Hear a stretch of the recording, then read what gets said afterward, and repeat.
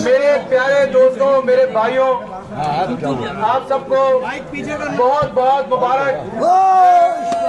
मैं आप लोगों को हमेशा ही कहता हूँ और मैंने आपसे हमेशा कहा है कि आपकी मोहब्बतों का जो कर्ज है वो हम चुका नहीं सकते।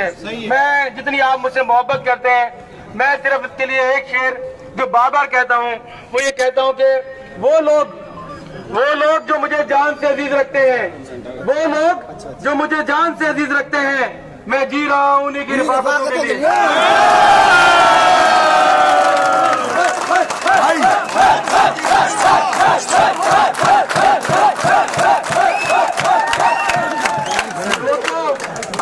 दोस्तों, एम्प्लॉयज फ्रंट ये हमारी तंजीम है और इसके लिए जैसे कि अभी कहा सब ने बड़ी कुर्बानियां दी हैं। इसमें अनवारुल इमान फारूकी साहब, मिर्जा रफीक बेग साहब और जो दीगर हमारे साथी हैं, उन्होंने उनकी जो कुर्बानियां हैं, यकीनन आज उसकी वजह से हम यहाँ पर इतने आपके लिए काम कर रहे हैं, वो कर रहे हैं।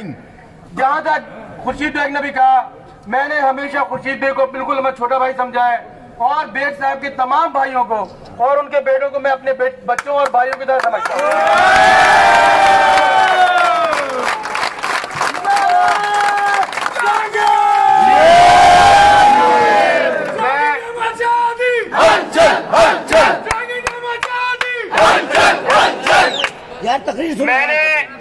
मैंने जो ट्रेड यूनियन सीखी, मैं बिल्कुल ये कहता हूँ मैंने बेग साहब से सीखी। मैं 7 साल बेग साहब का जनरल सेक्रेटरी रहा, डिप्टी जनरल सेक्रेटरी रहा। बेग साहब जनरल सेक्रेटरी थे, मैं 7 साल तक बेग साहब का डिप्टी जनरल सेक्रेटरी था। और ये तमाम लोग जानते हैं मैंने कभी बेग साहब के लिए डिप्टी जनरल सेक्रेटरी के हिस्से से कभी साजिश नहीं की, कोई ऐसी बात नहीं की जिससे बेग साहब को नहीं था। उसके बाद मैं तकरीबन 6 साल तक सीनियर नायब सदर रहा। आबिद महमूद मेरा सदर था। आबिद यहाँ गवाह है कि मैंने कभी अपने सदर के खिलाफ कभी कोई साजिश नहीं की, हमेशा उसको बढ़ावा दिया, ये किया। और जब मैं सदर बना तो तमाम नेशनल बैंक के लोग जानते हैं कि अल्लाह ताला की मेहरबानी से हमने कोशिश की, पूरा एक रेवोल्यूशन लेके आए, इनकलाब लेके आए। उस वक्त भी चंद साजिशी लोग थे जिन्होंने अपने मुफाद की खातिर कोशिश की कि बेग साहब को हमसे लड़ाया जाए। लेकिन ये तमाम लोग जानते हैं कि मैंने जितना भी काम किया, कभी बेग साहब ने ये नहीं किया कि जनाब उन्होंने मेरा रास्ता रोकने की कोशिश की।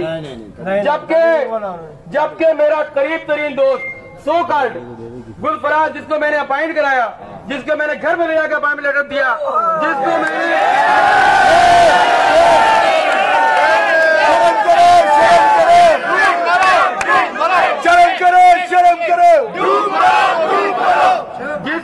मैंने घर में ले जाकर अपॉइंटमेंट लेटर दिया, जिसको मैंने इस एसोसिएशन का जनरल सेक्रेटरी बनाया और 7 साल तक उसको चलाता रहा।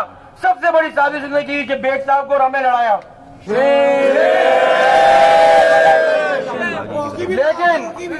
लेकिन अब इन साजिशों का टाइम खत्म हो गया है। मैं आज फिर इस प्लेटफॉर्म से मैंने कहा मैं हमेशा बेग साहब के बच्चों को बिल्कुल अपने बच्चों की तरफ समझता हूँ। मैं आज भी उनसे कहता हूँ कि वो इस तंजीम में आए, इस तंजीम का हिस्सा बने और इसके साथ काम करें। अभी बहुत टाइम है।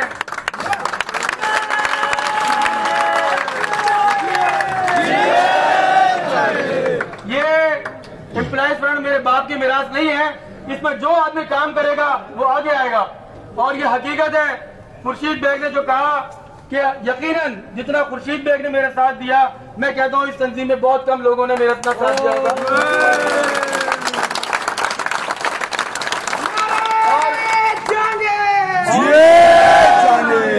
और बहुत सारे मामला में वो खुर्शीद बेग को पता है कि हम नैब जाते थे, FIA जाते थे, ये मेरे साथ साथ होता था। और आज भी मैं भले कोई कुछ कहे कि ये डबल हो गया, मैं खुदा की कसम मेरे भाइयों की तरह, मैं हमेशा इसको अपने भाइयों की तरह रखता हूँ।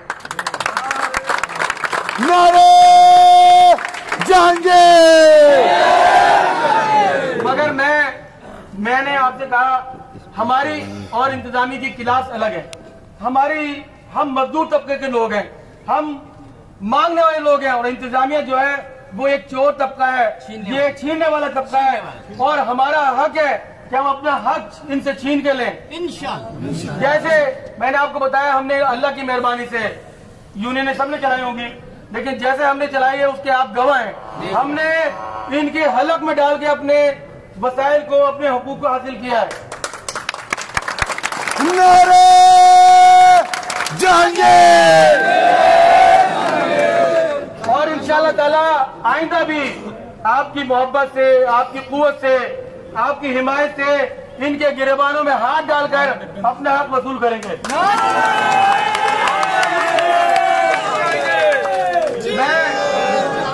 मैंने आपसे कहा, मैंने इंतजामिया बार बार ये समझती है कि इलेक्शन करा के, मैंने इनसे कहा था जिस वक्त मैं आज भी बैंक के अंदर डब्बा रखाने को तैयार हूँ।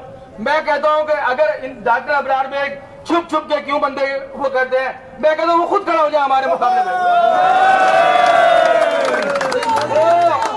हम उसको चैलेंज करते हैं, कि वो खुद खड़ा हो जाए, अपनी टीम को, मुहिब को, इनको चोरों को जिनको टोला है इनको खड़ा करे, हम उसे बताएं।